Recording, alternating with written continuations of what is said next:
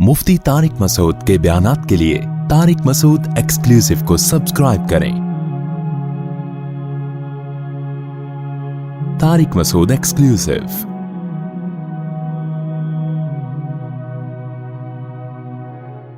पैसा कमाने में भी अगर आपको सही गाइडेंस ना मिले, तजर्बे की भेंट चढ़ जाओगे। क्योंकि मैं एक दफ़ा तजर्बे की भेंट चढ़ चुका हूँ।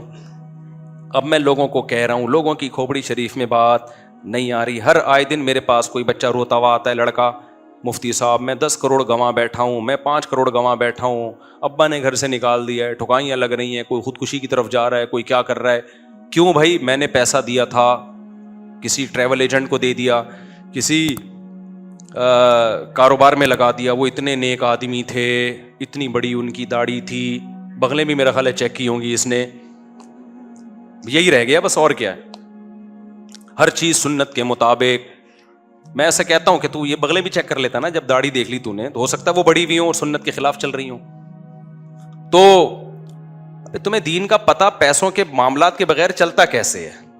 क्या चोर लोग दाढ़ी नहीं रख लेते? मैं नहीं कह रहा दाढ़ी वाले चोर होते हैं, लेकिन चोर को दाढ़ी बढ़ाने में कितना टाइम लगता है। मैं नहीं कह रहा नमाजी चोर होते हैं, लेकिन चोर भी नमाजी बन सकता है। तो ये अजीब हिसाब किताब है। फिर ऐसे चीखते हैं, यार हमारा ये हो गया, ये हो गया। तो मैं कहता हूं, आपने मेरे बयान नहीं सुने? कितनी दफा समझाया भाई, किसी को पैसा मत दो। ये रफी भाई बैठे हुए हैं सामने। 10 साल पहले मैं आया था, इन्होंने मुझे कहा कि 10 साल पहले मैंने इनसे कहा कि आपने पैसा दिया। उन्होंने कहा फलां को दिया, वो बड़ा नेक है, कमा के दे रहा है। मैंने कहा देखते हैं रफी भाई, एक दिन मार्केट से सारे पैसे शार्ट हो जाएंगे। 10 साल उस बंदे ने कमा के दिया इनको। ये कहते थे देखो मुफ्ती साहब, कुछ कुछ सही लोग भी होते हैं। उसके बाद 10 साल के बाद रफी भाई का प्रोग्राम बढ़ गया। अब कभी SHO के पास जा रहे हैं, कभी रेंजर्स के, वो बंदा भी घूम रहा है। उस बंदे के पास कौमी तराने हैं। जब भी जाएगा, भाई ये हो गया, अच्छा ये हो गया, वो कौमी तराने पढ़ना शुरू कर देगा। आज चाइना का तराना पढ़ा उसने, कल पाकिस्तान का तराना, अब अगली मुलाकात में जापान का कौमी तराना पेश करेगा इनके सामने। पूरे लगेबंदी अल्फाज होते हैं। कुछ भी नहीं कर सकते आप अगले का। ये भी नहीं पता चलेगा कि फ्रॉड कर रहा है या हकीकत में नुकसान हुआ है। कुछ भी नहीं कर सकते भाई। इसलिए बुजुर्गों ने कहा है, जो पैसा तुम्हारी जेब में है बस वही तुम्हारा है। अपने बच्चों को रोको खुदा के लिए समल से। क्रिप्टो करेंसी पे ना हमें बहुत उकसाया गया, मुझे तो बहुत उकसाया गया कि क्रिप्टो करेंसी के फजाइल सुनाओ ताकि मुसलमान तिजारत में आगे बढ़े। हमने कहा नहीं भाई, इसमें हमें कंफ्यूजन है। नहीं, ये मुफ्ती लोग असल में देर से फतवा देते हैं। इतने ताने दिए हमें। असल में ये खुद नहीं है ना, खुद का बिजनेस नहीं है ना क्रिप्टो करेंसी का, इसलिए फतवा नहीं दे रहे। हमें बहुत कहा गया कि इस पे फतवा दो ताकि मुसलमान कौम इसको झोंक दो क्रिप्टो करेंसी में। हमने कहा भाई हमें इत्मीनान नहीं है। हमने ये नहीं कहा हराम है, हमने कहा भाई जब तक 100% इत्मीनान नहीं होगा हम इस बारे में जबान। फिर लोग कहते हैं अबे पहले लाउड स्पीकर को हराम कहते थे, फिर लाउड स्पीकर हलाल कर दिया, पहले वीडियो नहीं बनाते थे, फिर वीडियो देखना कल सारे क्रिप्टो करेंसी में आ जाएंगे। मैंने कहा किसी से पहली बात तो ये कि लाउड स्पीकर को हराम उलमा ने जो कहा था वो इस बेस पे नहीं कहा था कि लाउड स्पीकर बजाते खुद हराम है। जो लाउड स्पीकर के जो माहिरीन है ना, वो ही एक्सप्लेन ही नहीं सही कर पा रहे थे उलमा के सामने। वो कहते थे ये वो आवाज नहीं है बल्कि ये अलग से रिकॉर्डिंग आवाज है, इसलिए उलमा ने कहा नाजायज है। जब उनकी राय तब्दील हो गई, उन्होंने कहा ये वही आवाज है जो आपकी आवाज है जिसको स्पीकर बढ़ा के पेश कर देता है। तो उलमा ने कहा ठीक है, इसमें क्या खराबी है। तो माहिरीन ही किसी एक राय पे जमा नहीं हो रहे थे, इस बेस पे फतवा दिया था। हाँ, वीडियो CD को उलमा हराम इसलिए कहते रहे थे कि उस वक्त इसके पॉजिटिव काम ना होने के बराबर थे, सारा नेगेटिव ही नेगेटिव था। तो इसलिए तस्वीर वाले पहलू को उलमा ने तरजीह दी थी। जब उलमा ने देखा कि भाई अब इसके पॉजिटिव काम भी बहुत ज्यादा हो गए हैं, तो फौरन राय को चेंज किया। ये तो उलमा की खूबी है कि उसी पुरानी राय पे अड़े नहीं रहे। लेकिन आपको अगर किसी कौम से नफरत है तो उसकी खूबियों में भी कीड़े तलाश करोगे, और किसी कौम से मोहब्बत है तो उसके कीड़ों में भी आपको खूबियां नजर आएंगी।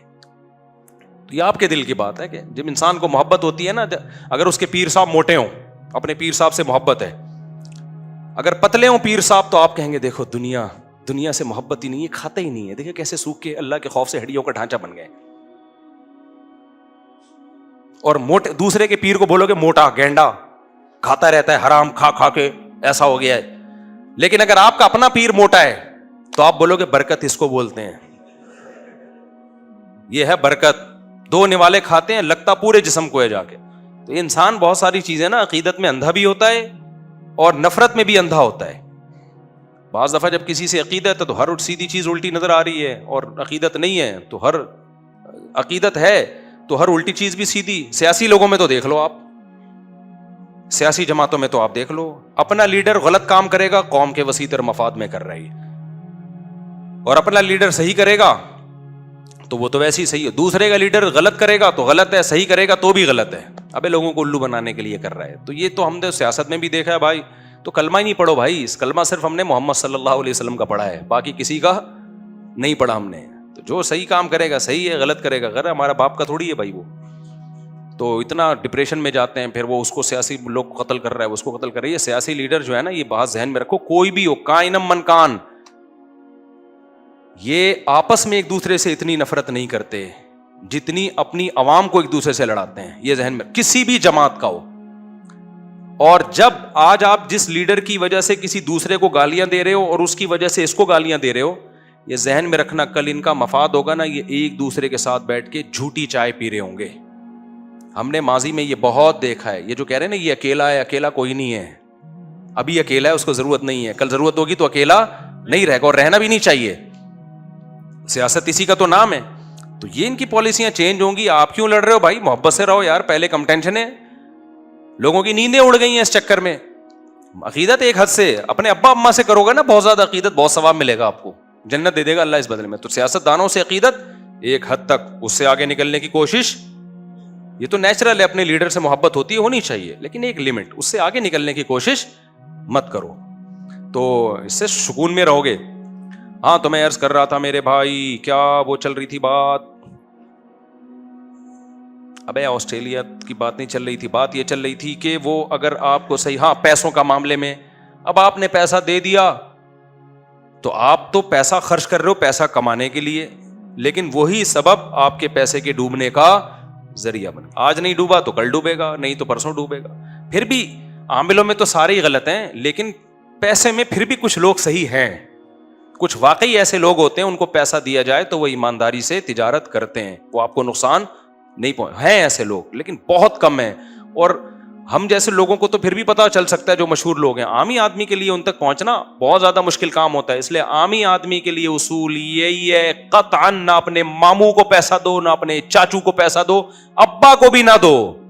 ابا کو دینا ہے تو ابا سمجھ کے دے دو, ابا ہے کھا جائے گا, کوئی مسئلہ. تجارت کی نیت سے ابا کو پیسہ دے دیا, گئے. ابا نے بیٹے کو دے دیا, کھا جائے گا.